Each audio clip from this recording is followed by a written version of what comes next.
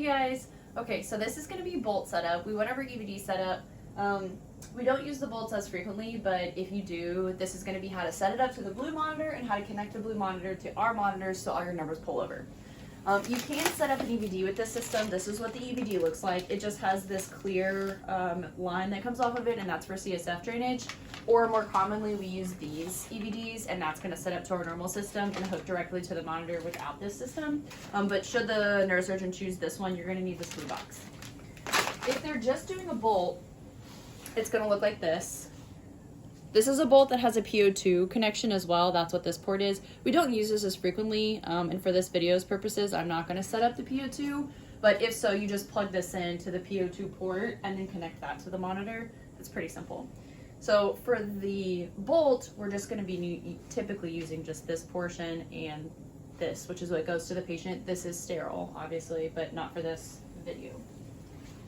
So there's two cords on the side here. All of the cords are also labeled over here. So your orange cord is your PO2. This is going to be your cord that goes to your actual bolt, your ICP transducer cable, and then your PO2 transducer cable, which I'll show you those.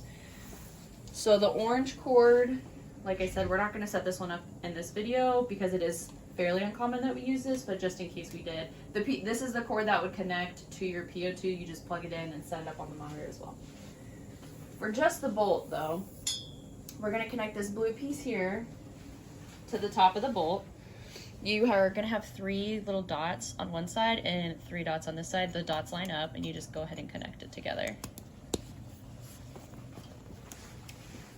Then to connect this to your monitor, you have to grab the cord that says ICP. There is a PO2 cord if you are hooking that up, but we're just going to use for our video's purposes the ICP cord. You're going to go ahead and plug it in to your monitor, and then you're going to activate your ICP. This one is activated, but I plugged it in here, so I'm just going to switch it over and activate this one.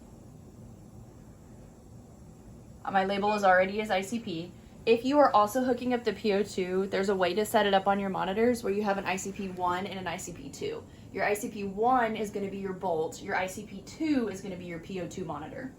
So just for our regular ICP here, we have everything set up, ready to go. It's all plugged in. To connect it, now if we had an actual patient attached to this, you would see your ICP numbers here, and then your PO2 would be here if it was appropriate. All you have to do to set this up to your monitor so it'll pull over when you chart is click on Menu, then you hit Out.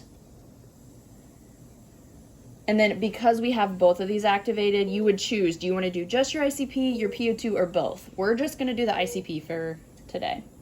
And then it'll tell you your output is 0 millimeters per mercury, 0 the bedside monitor, and confirm with OK. So at this point, you would 0 your bedside monitor for your ICP, 0 ICP.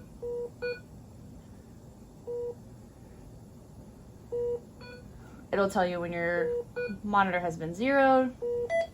Then you would hit OK. I'll interrupt you for a second. And OK. And then that's it.